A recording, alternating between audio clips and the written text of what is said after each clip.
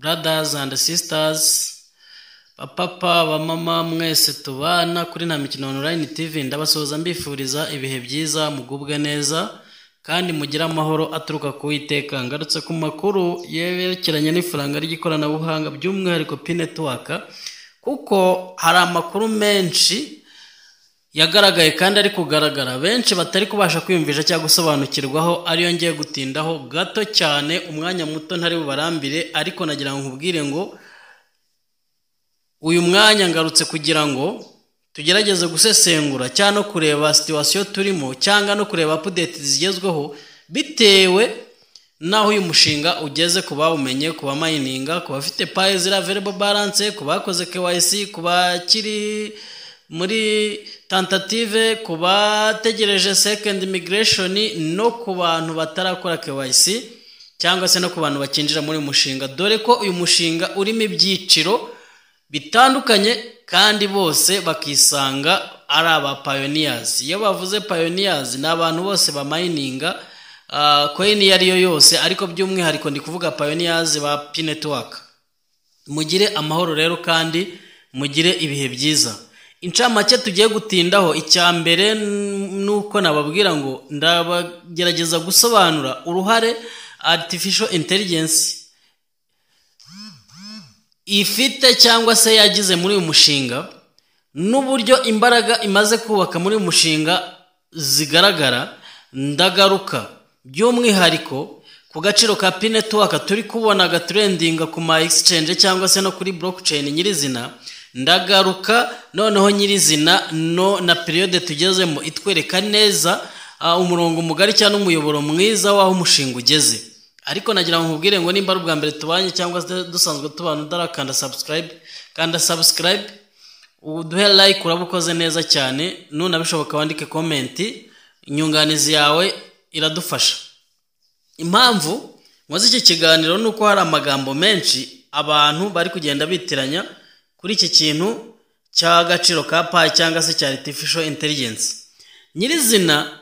Ku bantu bamaze igihe muri uyu mushinga, iyi artificial intelligence yatangiye kuva mu mwaka wa 2022 muri P-Network, ubwo hatangiraga ikintu bise petition, hatorwa agaciro ka GCV. Iyo bavuze GCV uyu munsi twese twumva ko ari agaciro ka 324,159, ariko se kaje gute? Icyo gihe ku bantu bari muri mushinga, ama petition yaratambutse, buri muntu wese agahitamo igiciro yemeza. Birangira agaciro ka 324,159, ariko gatoye ku bwiganze bwa ndumva ari ubwa 87%. Ubwo ibiciro byari biba bitandukanye, baheraga ku $1 rimwe kuzamuka $3, $10, $31 n'ibice bine, $100, $100, $318, $1000, $1000, $600, $700, hakazaho $10,000, hakazaho $10,000 ndumva ari $100,000, $314 na miliyoni y'idolari. Birangira agaciro ka 314,159, ariko gatoye ku bwiganze bwa 87%. Ndumva aho ngaho ku bantu bibuka icyo kintu ariko byagenze. Muri uwo mwaka urangira na niyo nkubiri mu wakurikiyeho, noneho habayeho kuvuga ngo mwatoye se muremera noneho gucururiza kuri iki giciro. Turabizi neza nuko abantu biyibagiza cyangwa se bakibagirwa, inkubiri yabayeho hashyigikirwa igiciro cya GCV. Mu bantu batanze product, umupioneer wese wari ubangutse cyangwa wari ukurikiye umushinga yaritabira icyo gikorwa. Mu bihugu bitandukanye, uhereye mu Rwanda, mu Burundi, Uganda, Congo, mwarabibonye ko cyane cyane nka za Botswana, za Gambia aho batwitse cyane, ukareba ibihugu bitandukanye nka za Namibia, ukareba ibihugu nka za Cote d'Ivoire na Nigeria ho byari umuriro ari bindi. Noneho wagera mu Bushinwa ho byari ibirori biberagamo bya buri munsi, ubireba ukavuga uti ibi bintu birashyushye biraryoshye, kuko bo bahoraga mu birori bikomeye cyane byo gushyigikira agaciro ka GCV, bacuruza, banywa, barya, batanga ibicuruzwa bitandukanye n'amamodoka bayatanga kuri GCV. Ibyo byose byashyigikiraga agaciro ka GCV. Noneho rero mwibuke neza ko artificial intelligence yagize kugira ngo agaciro kemezwe. Mwibuke ko buri gihugu iyo cyabaga cyakoresheje event hagombaga kugaragara amavideo ya uploadingwa cyangwa se mo kimwe agomba gusharingwa kuri ku magroupe WhatsApp cyangwa se kuri Twitter ya Zapa network kugira ngo bitewe n'abagiye muri department zitandukanye. Ibyo byose iyo habaga event hagombaga no gufatwa amafoto n'amavideo agomba gukoreshwa cyane cyane bikagaragaza ko hariho n'ikirango, wenda urugero nk'u Rwanda rwari rufite, murabyibuka neza ko rwagomba kuba rufite icyapa kiri kugaragaza icyo gihugu n'abacuruje n'ibindi bihugu byose mwagiye mubibona.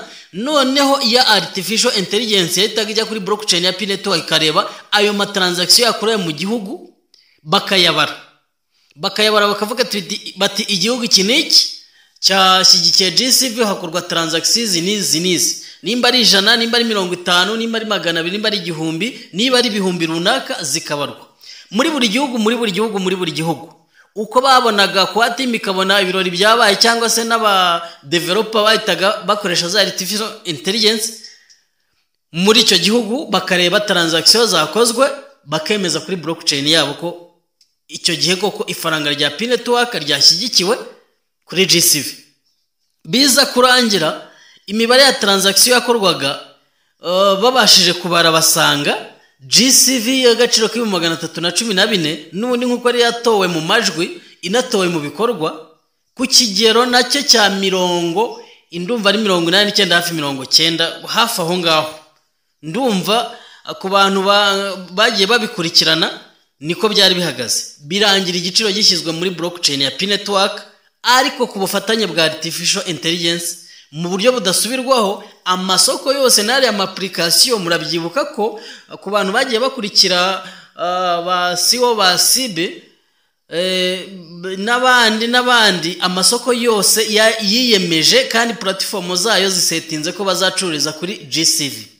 Ibyo ni ibintu bigaragara umuntu adakwiye kwiyibagiza cyangwa se kurenza amaso bitewe n'ibihe bishize icyo giciro kitaratangira gukora, kubera ko atimu cyangwa se nyirizina InnoPi Foundation ifatanyije na Quatim ibyo bacyubaka ari ibintu bigaragara neza ko bitari guhita byihutirwa. Systeme umutekano utarukaze cyangwa se amategeko n'amabwiriza cyangwa se gushyira umurongo kuri ano application yatsinze muri hackathon bari batarabasha kubishyira ku murongo neza ku buryo bakaza umutekano wayo cyangwa se nayo bayongerera ubushobozi ku buryo ashobora gukora nta muhakazi cyangwa se undi mwescoro wari wese wabinjirira. Murabizi ko ku bantu bakurikiye umushinga nuko bavuze ko blockchain ya P-Network cyangwa se ecosystem P-Network iri kubaka, bavuze neza ko mu gihe batangiye gukora nta witwa umuhakazi cyangwa se umutubuzi wari we wese ushobora kuzabinjirira,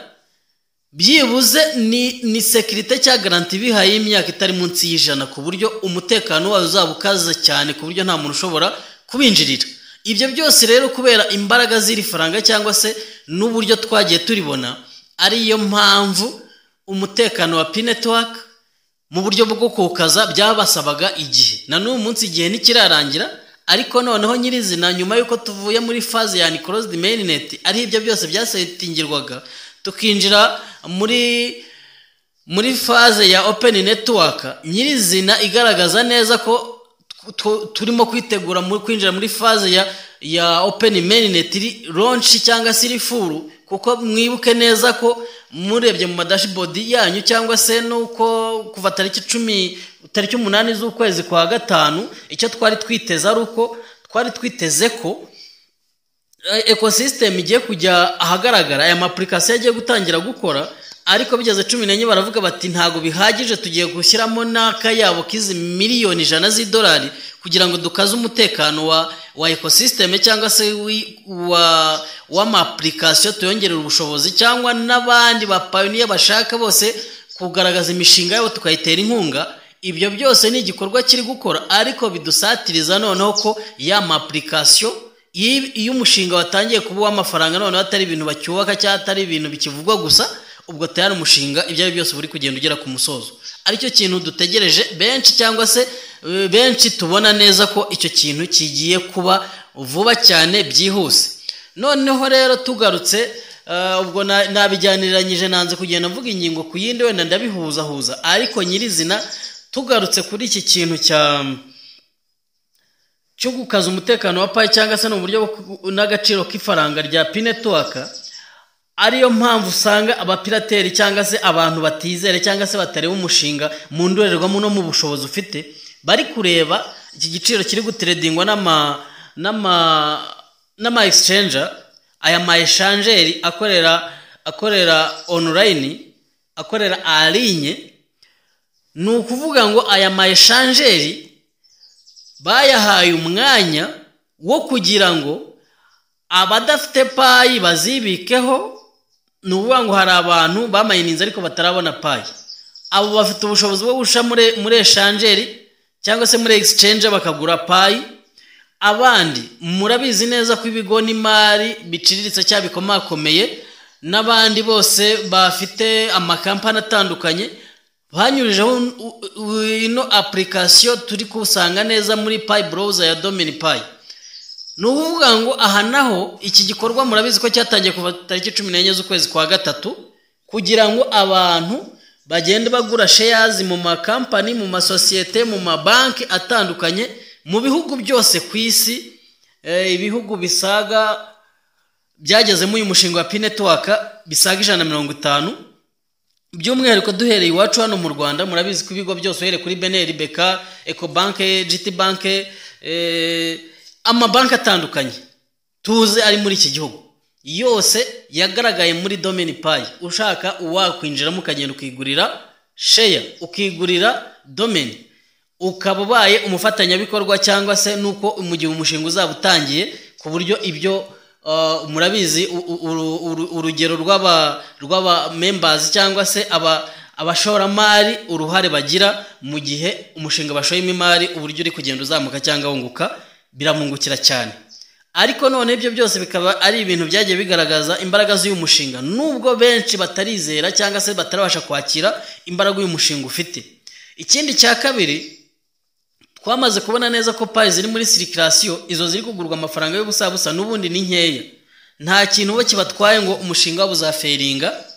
Umushinga wabo urimo attention nini cyane. Kandi ikindi cya kabiri, Pi ziri muri circulation cyangwa abantu bazigurisha n'abantu bigaragara ko bamayininze giturumbuka cyangwa batasobanukiye n'uyu mushinga, cyangwa badashoboye no kwihangana, bakayemera bakagenda bakagurisha kuri 0.9 by'idolari. kandi nyirizina bizwi neza ko umushinga umunsi uzaba watangiye gukora, uzakora ukorera kuri stable coin. Ntago uwo munsi Pi izaba igikora nka crypto mu mishinga yabo yo muri ano ma utilities cyangwa muri ecosystem bubatse. Izaba iri gukora nka digital currency, kuko nta faranga na rimwe mu bucuruzi rishobora gukora uyu munsi urisanga ku idolari rimwe cya 0.8, ejo ryamanutse 0.7.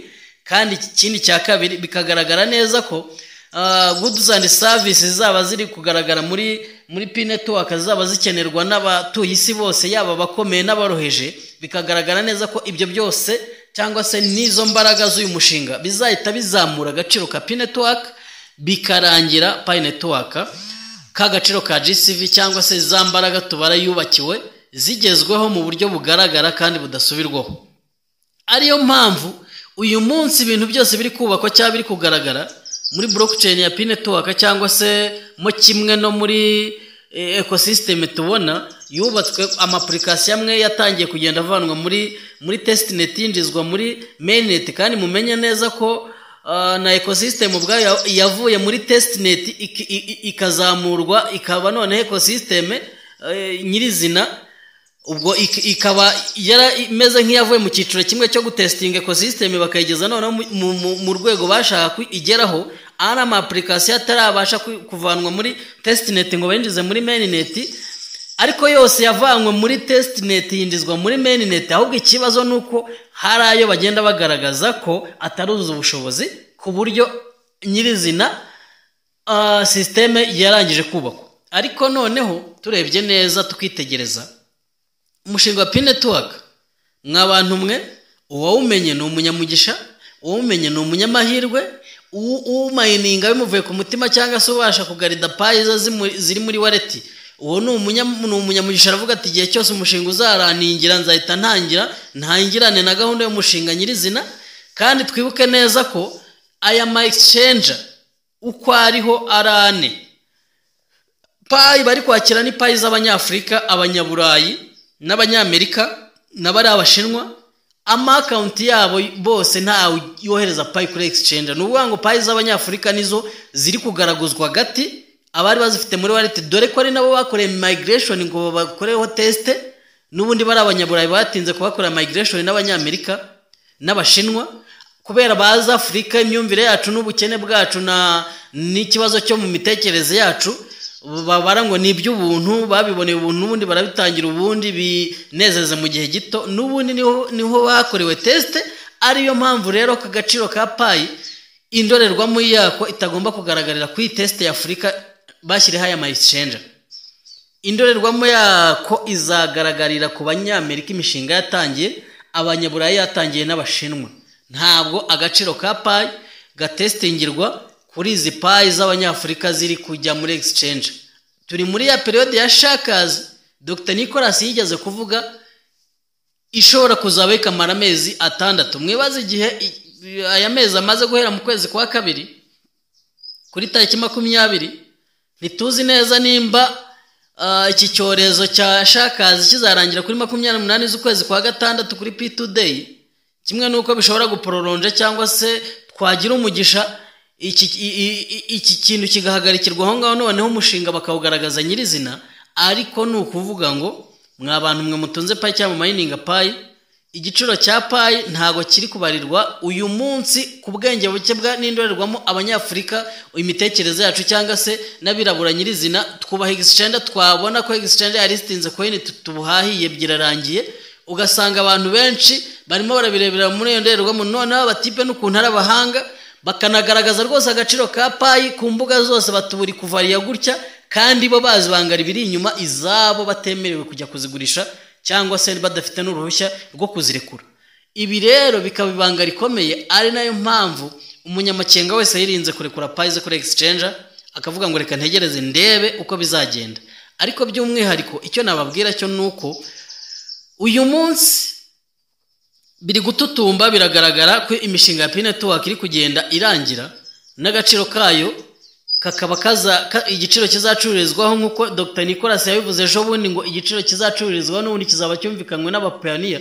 Ntago abapioneer igiciro bazacyumvikanira hano kuri exchange mw'abantu mwe. Aka kantu nako nkavuga dore ko kamaze iminsi gasirikira mu bantu bamwe batareba kure. Ikindi cya kabiri, agaciro ntabwo imirimo yakozwe mu myaka 2023 na 2024 yari imirimo y'imfabusa ishyigikira igiciro cya Pi Network. Mw'abantu mwe uzi ubwenge, agaciro kamaze kugera muri blockchain tayari. Niyo bamubajije icyo kibazo araceceka kuko azi neza ko umushinga utaratangira, kuko ntago ari buvuga ngo agaciro ka Pi ni 314 n' 159, kandi abona neza icyorezo bashoye ku banyafrika ngo babashe kubakuraho payi. Abo bazungu batazi mayininze cyangwa se n'ibigo bimwe na bimwe n'amakampani yo muri Afrika cyane bamwe bakomeye muri Afrika babashe kuzigurira bazibone ku buryo bashobora kuzafatanya nabo muri umushinga business zabo ntizihombe. Ntabwo iyo faze iragerwaho.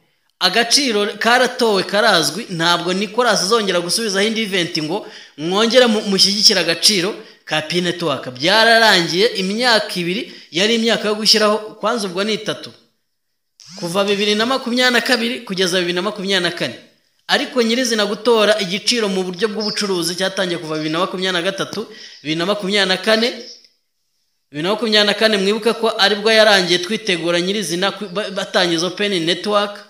Iba nk'inkuba iguye ku bantu dukurikije ubukangurambaga bwabaye. Ariko umuzungu yarazi ibyo akora, yavuze ati uwumva yarumvishe, uwarebye yararebye, ubura ubwenge nagenda zijugunye. Nicyo kintu cyagaragaye kandi n'uyu munsi nicyo kigaragara. Ariyo mpamvu uyu munsi Dr. Nicolas agenda agashyira akaguru ku kandi, kuko akazi isi yose yarakarangije muri iyo myaka 2. Imyaka 2 hariho ubukangurambaga mu bihugu bitandukanye byose birimo abapayoni. Ibyo ni ibintu byarangiye kandi byagaragaye, ntarinze gutinda kuri icyo kintu. Ahubwo icyitezwe ni iki cyangwa icyo turindiriye ni iki? Iyi ecosystem ishingiye kuri aya application, ishingiye kuri aya makampani 2300, igashingira kuri ibi bigo by'imari bitandukanye n'iby'ubucuruzi bikorera kuri internet cyangwa se bikorera no hanze, bigiye kuzagaragara biri gucuruza mu kwitabira ubucuruzi bwa Pi cyangwa kwitabira ikoreshwa ry'ifaranga rya Pi. Igiciro rigiye gucururizaho ese twese turakireba tukakibona ko ari 311,159 nk'uko cyemejwe n'abapayoniya b'isi yose mu gihe cy'ubukangurambaga bwo gutora GCV. Iki giciro twiteze neza ko isaha n'isaha nikijya ku isoko benshi tuzabasha kwiyakira ntidutungurwe, bitewe nuko imyumvire y'ikiremwa muntu uyu munsi imeze, cyane cyane abanyafurika ko ari twebwe hari tumeze nk'ababana n'ibibazo byo kutumva cyangwa se no kudatekereza.